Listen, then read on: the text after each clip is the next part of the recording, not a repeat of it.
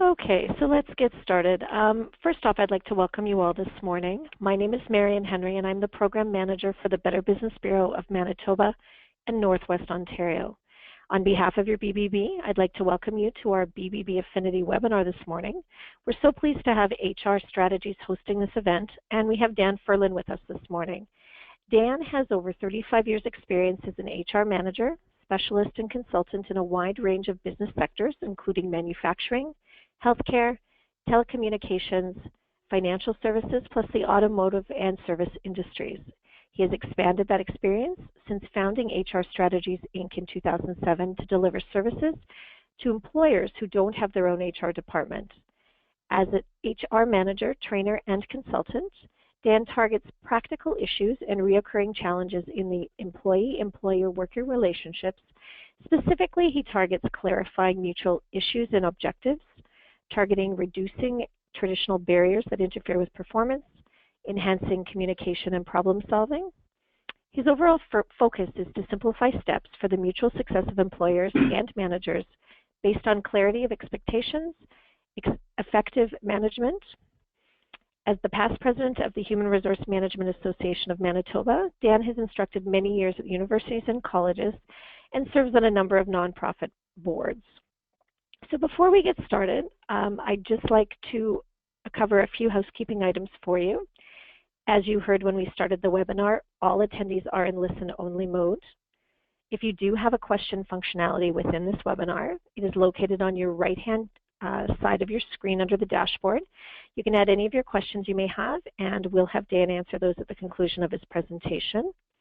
We do have 3 handouts available for you today, so they're, again, just on the right-hand side. The presentation is planned to be about 20 minutes today, after which we'll handle any questions from the attendees. And please note that this webinar is being recorded and will be posted on YouTube following the webinar for reference for anybody that was unable to join us this morning. If you're listening to the recorded version of this webinar and you're interested in the handouts that were available, please do contact our office and we would be happy to provide these for you. The email address you can reach out to is mhenry@manitoba.bbb.org. So with that, I'll hand you over to Dan to get started. Welcome, Dan. Thank you very much, Marion. Thank you very much. Welcome, everybody. I'm looking forward to our little presentation today. And first of all, if I'm a little hard to understand, sorry, I've been through some radiation treatment for cancer about 10, 15 years ago. I'm fine now, but it does impact my speech a bit, so I'll try and speak as clearly as I might, and hopefully everyone will understand that. Secondly, I want to focus on practicality here, so if you have any questions, be pleased to address them at the end of our session, because the whole intention here is to have some practical support and some focused ideas to help build performance. So let's move into this. As Marion said, I've been working with managers and employees for a long time, and in essence, it's a working relationship we have to focus on, and we're trying to look at some practical aspects of making that work. This is a tough area. Performance is a tough area. It's a personal area. It's an area that has lots of potential for conflict, also lots of potential for success. So what we have to do is work on the basics, focus on getting the job done well, and then enhancing performance, because the better your employees perform, the better your business performs. So let's just move ahead and step into this. As an employer, you want results. You want results, want the job done well.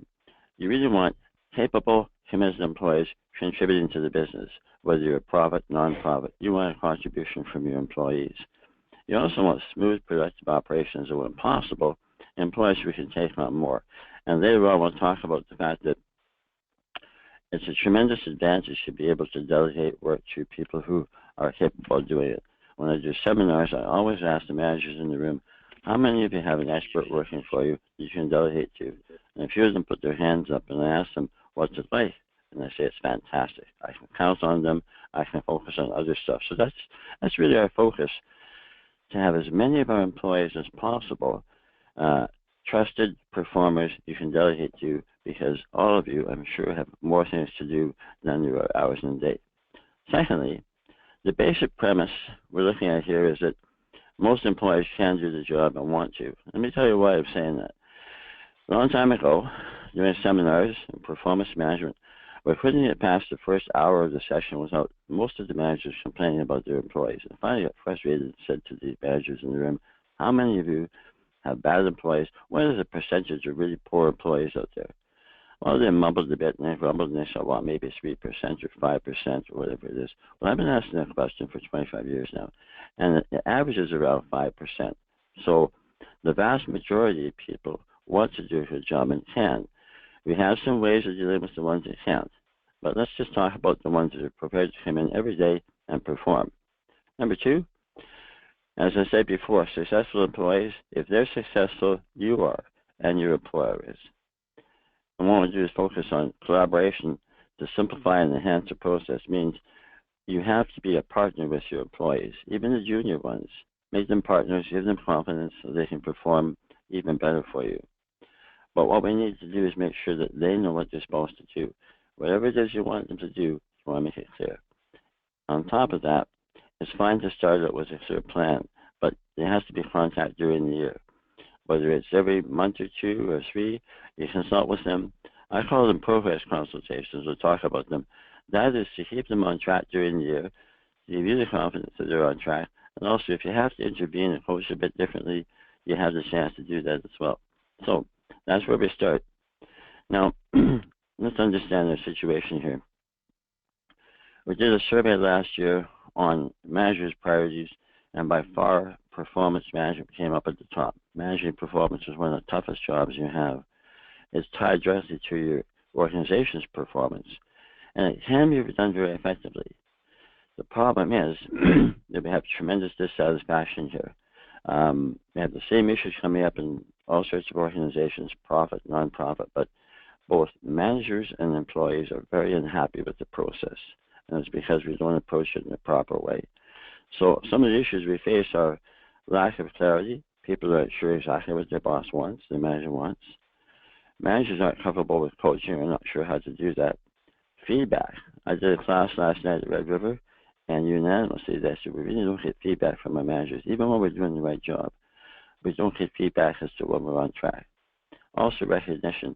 You know what? All of us appreciate a comment that, thank you, you did a fine job. It doesn't take long to say, but it doesn't happen often enough. Overall, however, one of the problems we face is a negative view of performance appraisals. Why? Because in many cases they're not done well. Say your income tax, you do it once a year. It's very complex. No one knows how to fill out the form, and the consequences are high. So the problem there is we have a challenging situation. Just as an aside, in my opinion, most managers are not trained properly for their job. So we take someone who's a fine accountant or a fine bricklayer or whatever it is, make him a supervisor, but we don't train them to work with people. So we're at a disadvantage to start with. Moving ahead here, mixed messages. Increasingly, we find that studies are showing that at least half of organizations, and this is not the employees, this is the organizations, are unhappy with their performance management processes. And they always try and come up with a new plan. It's not the form. Even if you have a blank piece of paper, there's still dissatisfaction. So look at online articles, they criticize traditional practices here. However, you do have to manage performance. You do have to let your employees know what's expected, how to do it, expectations. You have corrections if they do something off track. So when I'm asking those questions of managers in those seminars I was talking about, I always ask, how many of you like performance appraisals? And usually about 10 to 15, 20% of the people put their hands up, and I ask them why. Well, you see the answers down there. My manager keeps me informed, tells me what has to be done, coaches me as necessary, doesn't criticize me, provides recognition for work well done, and helps us solve problems. So we know that some organizations that are out there are doing it well, but we just have to think our way through it. So let's understand that if we think about a situation, make a good plan, and actually follow through, we'll be successful. So having said that, we have to think about our strategies. So I mentioned the overall situation. We know that we have to manage performance. We have to show people what has happened. If we want them to continue that, we have to give them recognition to keep on the good work they're doing. We also have to understand there's lots of sensitivity. If you come and talk to me about my performance, that's personal. So we have to try and focus on the job, on the task, on the results a bit more than just this is what you did right, this is what you did wrong. Let's focus on the results. Number two, we have to look at the steps involved. It's fine to talk about a plan at the beginning of the year. Unfortunately, lots of organizations don't have the follow-through consultations during the year. Also, they tie performance results and then they do the compensation plan right after that. Well, performance happens all year long. So what we need to do is make sure that from time to time, you and your staff member are sitting down having a talk about what's working, what's not working, what to change. They have a chance to talk with you about issues they face, and you have a chance to make sure they're on track, or to do some coaching if you want to do something different. But you know that it lowers both of your stress that you're both on track. And the final two is follow up on your plans. You can have a nice timetable to meet every 2 months or every 3 months, but you have to follow through. And oftentimes, managers have very little spare time, and stuff like this gets pushed back. All of a sudden, you push it back a month or two. So I realize the challenges you have managing time, but we have to fit the time in. And by the way, if you do meet up with those timetables, if you do those regular consultations, you spend less time on them because you both know what's going on. So have to have a process to confirm and communicate expectations. So whatever the results are you're looking for, whether it's reports done on time, accurate customer service results, whatever the expectations are, people need to know that. And even your experienced people, you can reinforce that with them. Also, when to teach. You may have newcomers you want to teach them. You may have experienced people you want to coach them. Maybe you have an experienced employee who does well most of the time, but there's just one or two areas you want to do a bit differently. And then support staff to meet them, because if they have issues that they face, they need to have confidence they can talk with you about them and then get your support to either encourage them to try something different, or if you have to step in if it's a serious situation, they know they can count on you. I mentioned those progress consultations, and I'm using the term progress consultation because I want to take a positive approach here. Now I'm not trying to just play with words, but maybe I am. You hear the words appraisal, review, assessment. I have to do an appraisal on you. This is negative. How about planning for success, progress consultations? Progress consultations as we progress towards you being successful in the job. So you want to be taking that positive approach. And employees who are confident, who have their manager's support, are a lot more likely to be engaged and perform better. And by the way, a more highly engaged workforce will get 20 to 30% better results. A disengaged workforce is actually 20 to 30% below that. That's the difference between 40 and 60%. So engage your workforce. The employee is not the enemy, but that is sometimes the way we treat them in performance discussions. Everybody has different levels of skill and ability. So you have to decide what you need to do in every case. Every employee is an individual. You have different levels of knowledge, of skill, of capabilities. So are you teaching the person, or do they know most of the stuff? You're going to do some coaching on how they apply that knowledge. Or are you delegating? You have someone who's pretty well an expert. You can delegate to them 90% of the job. That makes you freed up to be doing other things. A little note down there at the bottom of the page is also, if you have a talented employee, what you can do is to say, listen, I want you to take over the training of the newcomers, of the junior people, or of the people with less knowledge than you. So what happens is you're developing your employee's capability. They're doing the teaching and coaching, and you have time to do other stuff. So it helps you and them, and also the junior employee. Now, let's just talk about responsibilities here. We have shared responsibilities, and employees have a responsibility. Here's a bit of a change that's come in. It used to be that we were hiring people who have the technical skills to do the job. Now, it became want people who have the technical skills to do the job, but also to work well with other people. There's one more thing on top of that now. Employers are telling me they're looking for people who are also prepared to accept feedback. You want people to come in and try and perform and do the best job. But you also want them to be able to listen to positive feedback, what coaching feedback you provide them with. So that is maybe part of the negotiation the first of the year, to say, listen, during the year, we'll talk a number of times. If I have some thoughts about asking you why you're doing it a certain way or want you to do something differently, don't be offended. That's my job. And have that discussion up front, because I know some managers are a bit nervous about criticizing employees, believing they're criticizing employees if it's going to be taken that way. Coaching is not criticism. On the manager's side, we have to lead. So we have to show we have a plan, a process, which gives employees confidence. Also, have to be clear on what we expect, the progress consultations, and give them recognition. I mean, if you have someone who is performing badly, that's a problem. But most of the time, they're not. So we have to give them recognition of good performance. That encourages them to continue. Coaching and feedback. Even top employees might need some coaching to improve even more. Overall, we have to be fair. So we have to lead and be responsible. Now, what about our team? You may have a number of people on your team, some of whom are brand new. They need basic training. Once they have training, you have to do some coaching with them. So you have a number of different management approaches here in different situations. You may even have one employee who has lots of knowledge, but they have a new task, or they have to be coached a bit more than other tasks. So you have these choices here. Coaching, once they have the basics.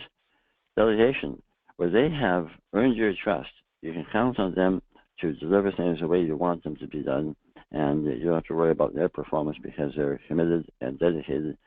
You can delegate more tasks to them, and that helps you. The more experts you have on your team, the easier it is. Support. Even experts might need support. They may say, listen, boss, I've got this issue here. I have authority up to this level, but I think this is what we should do, but you have to confirm my decision here. So you need support. The more junior people, they need support, and that's where you really have to be available to them. Now, I know you don't have a lot of spare time, so this is where you have to negotiate how and when they come to see you. If you have someone running into your office every day with questions, maybe that's fine, but maybe you want to say, listen, just save them to the end of the day, or save them till Wednesday, or save them to a certain time, or you may feel they need more support from you, and so you have to decide how to deliver that. So you can have both a physically open door, but also a mentally open door. If they trust you to be consistent and fair and listen, that's fine. If, on the other hand, they don't know you that well, they're concerned about maybe you may have had a boss in the past who had a tendency to blow up, not good. So you want to make sure you have their trust for them to come and see you for whatever support they need. Thinking about having a plan.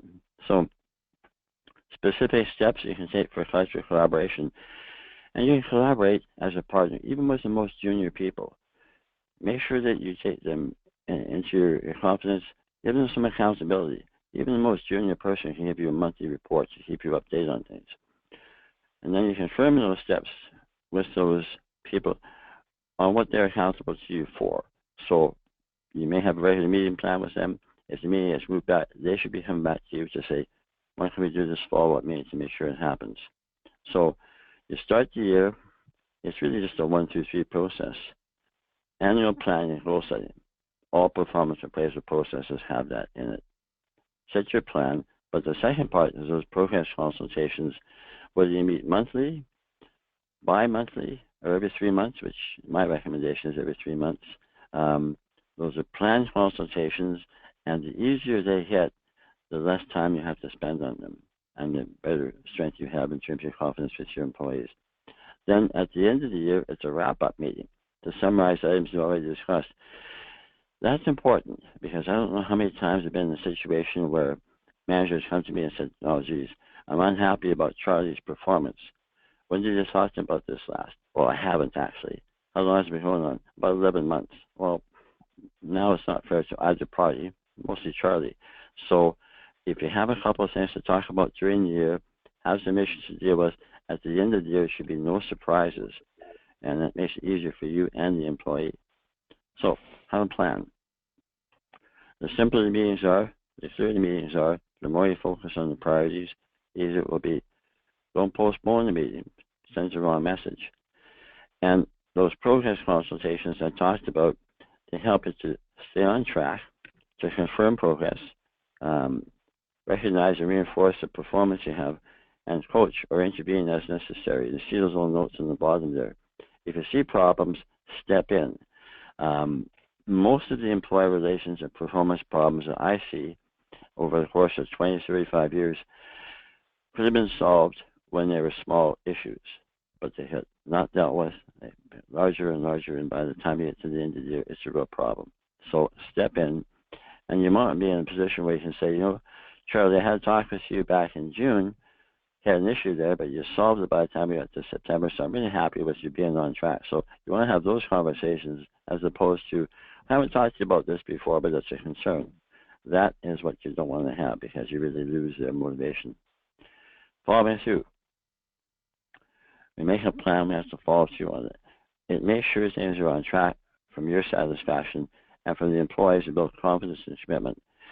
If you have committed employees that run to the wall for you, there's a small percentage that can't perform well, but most of them will. So I want to simplify the process and reduce the stress. This is often referred to as the annual stress test. And stressed employees don't perform well. And I note down the bottom there that lack of follow-through is one of the most frustrating aspects for employees. Even there's some accountability if you want, though. To say, listen, if I have to postpone a meeting for you, I want you into the next day, and we'll set a plan to make sure we have our meeting back on track. So give them some control. It's not just the manager in charge of the whole process. They're a partner with you. And talked about that in terms of it is a partnership. And even the most junior employee might have their input. Get them used to giving input because you don't want to be in a situation where you have a meeting with them and they have nothing to say. So focus on getting them involved. Some of them, if they're in the job for a while, they may have a lot of good ideas, but they're shy to raise them. And this is a challenge you have in terms of drawing ideas from them because you may have 1, 2, 3, 4, 15 employees. The more ideas you have coming in, the better you can say, well, this one works. I'm not sure about that one, but you have a joint planning process. It reduces the stress and lowers those barriers of the traditional boss or manager stereotype that we have. And by the way, you may be the most decent person in the world, but you come in with the stereotype of all those other bad bosses, the Mr. Dithers and the Mr. Burns of the Simpsons in the background. So you're living that legacy. You have to swim upstream and knock down those stereotypes. So here we are, priorities, commitment from you to a genuine process, to successful employees, and they want to make them successful and let them know that's your priority. But they have to live up to your expectations as well. So you live up to your expectations, and I have that little mutual expectations chart that we'll see as a handout from both parties, and clarity of the process to make sure they really understand both the numbers, the deliverables they have to, and the behaviors you want them to do, like cooperating with other departments. And the behavior expectations are important because that's where most of your issues will arise in terms of employee relations. And then the contact process, the consultation and progress during the year. So keeping it straightforward, what's the objective? What are the specific results you want from that person? So what do they have to achieve to make sure that they're living up to them satisfactorily? What's the process? How do we sit down and meet and work these plans through during the year and involve employees based on their expertise? But we have obligations to meet.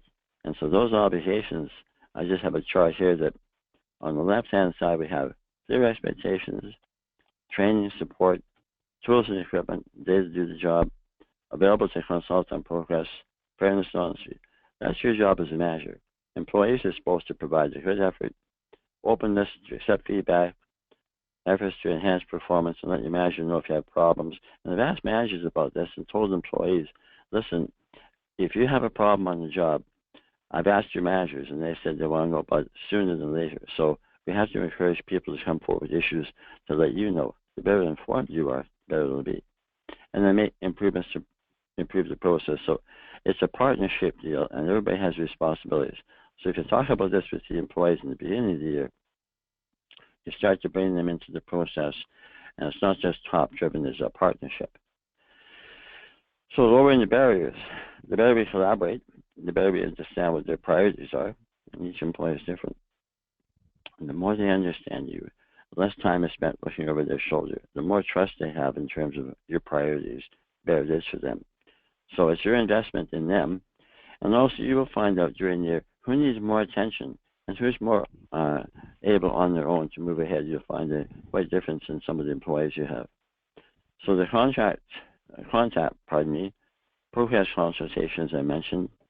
You set the goals at the start of the year, consult a couple of times during the year, and at the end of the year, as I mentioned before, it's a summary, it's a wrap-up of things you've already talked about. So these consultations also help pin down what training and development has to happen during the year. You can focus on things you need to learn or things you need to practice on. So looking at interventions, perhaps, most of the time, your progress consultations are just fine. Things are on track. If you do, however, have to intervene halfway through the year, for example, or even in the year, you have to sit down and talk with someone about their performance, about something you want done differently. You have that chance to do it, not at the end of the year, which is maybe too late sometimes. In challenging situations, you have to assess performance issues does come up. My suggestion is you take a look at 2 points. Is it they can't do the job?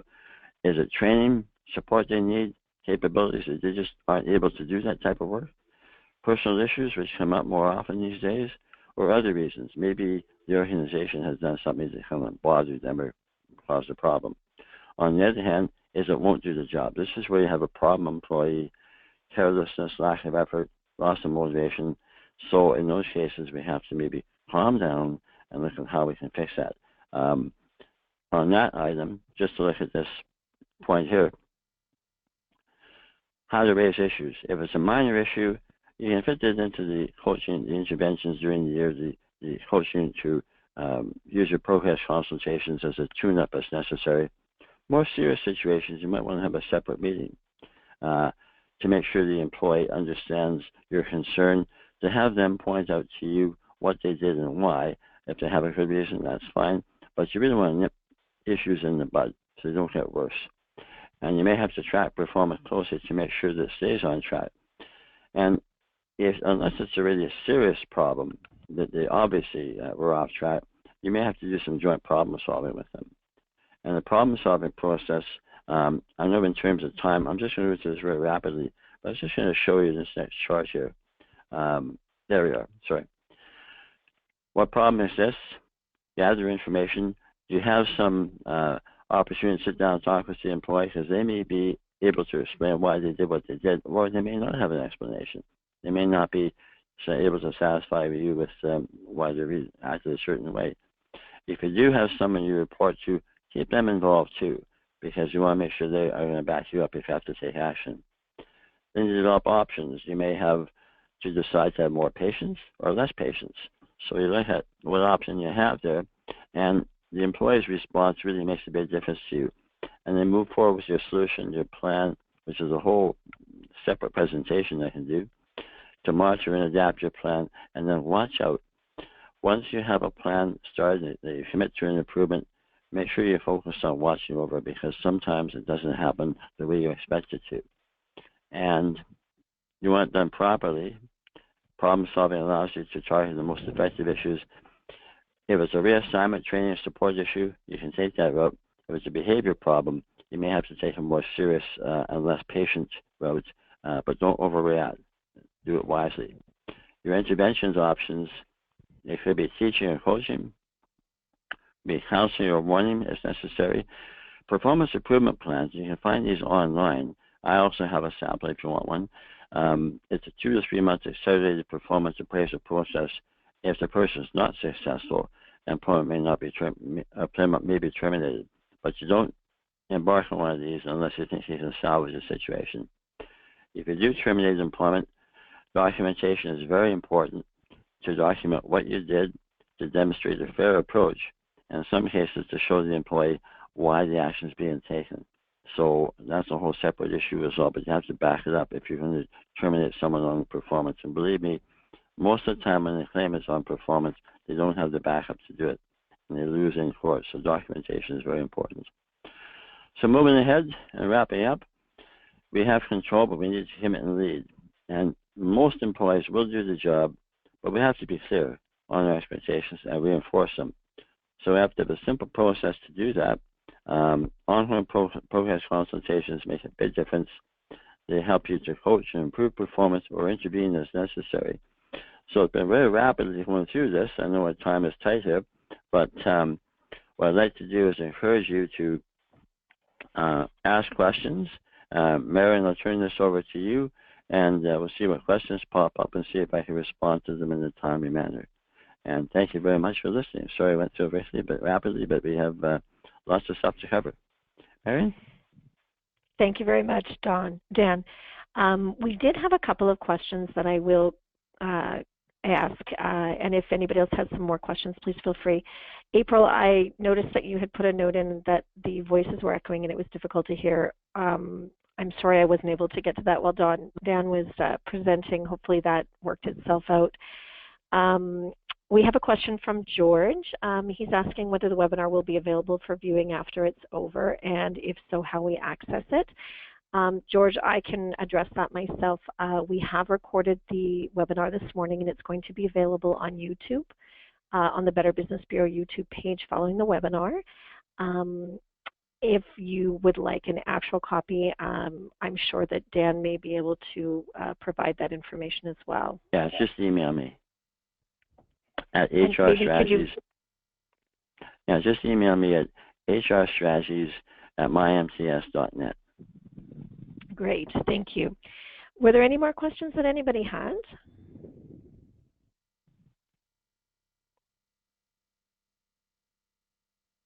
Okay, well, it doesn't look we have any more questions at this time. I just will remind you, Dan, did you want to go ahead and do the poll? If there's time. Yep, we certainly can do that. So Dan had put together a couple of questions. So I'm just going to launch that for us. So the first poll that we're going to launch, the first one we're going to launch here. Oh, you know what, Dan? I need you to change the presenter back to me. Okay. Just give me a second, guys. Hold on.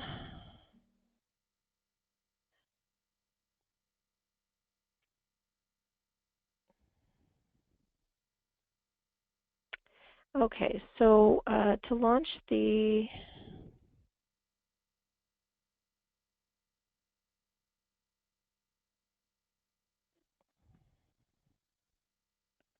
Okay, so the first poll, I'm going to change this back to you, Dan. The first poll that I've launched for you, if I can get everybody just to answer this, so it's, do you have a performance management process that works well for you? And there's 5 options there that we can pick. I'll give everybody just a minute to do that.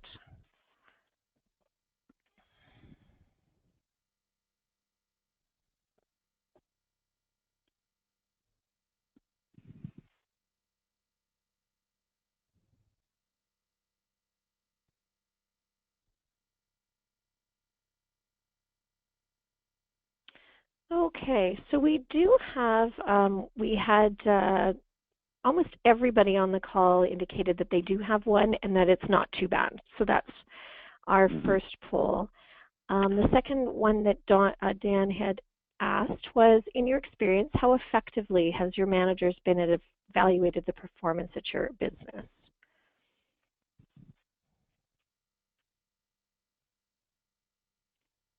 So you've never done performance management, poor, good, very good, or excellent. So the results of this one are kind of split. We've had some people indicate that they have, that your managers have been good at it, and some have said that they've been excellent. Good. Areas. In what areas could managing performance be of most value to your business? So if everybody could just maybe have a look at those and see what you think would best fit your business. Preventing errors and problems, building knowledge and skills, coaching for improvement, intervening early on issues, or saving me time.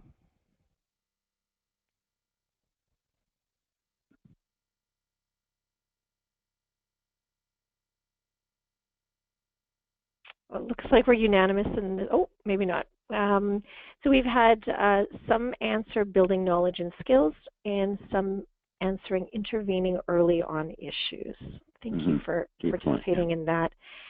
The next one that we have is what percentage of your employees could take on more if you delegated some tasks to them in the next 12 months? So on a percentage base of what percentage of your employees do you think have the potential to take on more work and more responsibility in your business?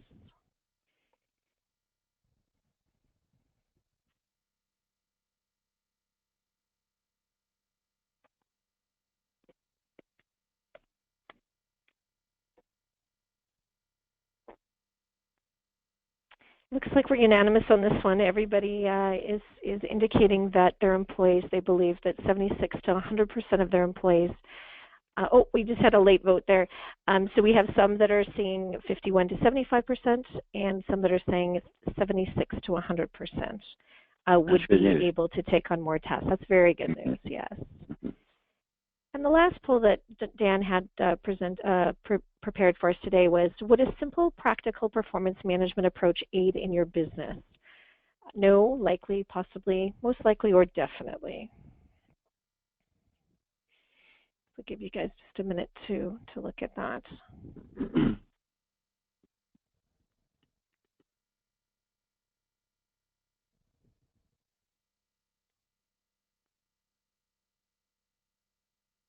And I think also very good news, Dan, we've got most likely and definitely. So thank you very much, everybody, for participating in. Go ahead. I can just make a couple of comments, and I'll be very brief. Number one, most people have a performance appraisal process that's not too bad, which is tremendous. So that means that probably an improvement you can make, if you are going to make an improvement, is coach your managers, train your managers, because it sounds like the documents you have are fine. It's just the development of the managers to be even better coaches. Number two, how effectively managers evaluate your performance. Sounds like you've had some good performance appraisals done for you, so that helps. I'll give you some advice on how to go about those. Areas to focus on building skills and knowledge, intervening earlier in issues. This is why I suggested the performance consultations or progress consultations, because it allows you to step in earlier to prevent those problems from building up and becoming really serious issues. So that's often happening. The fact that you have lots of people you can delegate to take on more responsibility, that's tremendous. That's great, because the more you can grow people inside your business, the more stable it is, performance is better, productivity is better. They have career paths, they'll stay with you, and it's nice to see that, because if you delegate to them, then you can do other things and build more on other employees and focus on that. And the last point there is that I think that most likely and definitely good performance processes seem to work well. They seem to contribute to the business. So I'm glad to see that you recognize that as definitely a business support, because successful employees, successful managers, and successful business. So good news, good news. Thank you very much. Okay. Just a couple more reminders before we finish up. We do have 3 handouts available for you today. One is just an overview of our affinity program. One is the affinity offer that HR Strategies has made to all of our accredited businesses. And Dan has also created a little bit of a cheat sheet handout for you on building employee performance and mutual benefits of that. So they are available on the right-hand side of your screen to download. I'll also just one final reminder about the last webinar in our Affinity series before the summer break. This will be held on Thursday, June 29th, and it'll be hosted by Gil Harms of GD Harms Chartered Professional Accountants. So that's going to be a great informational session, so please look for the registration link for that exciting webinar coming out early in June. And with that, I'd just like to thank Dan again for his time this morning and for his great presentation, and for all of you for taking some time out and joining us this morning. Hopefully we'll see you again in some future webinars. Take care. And thanks for taking the time. Thank you very much. Bye.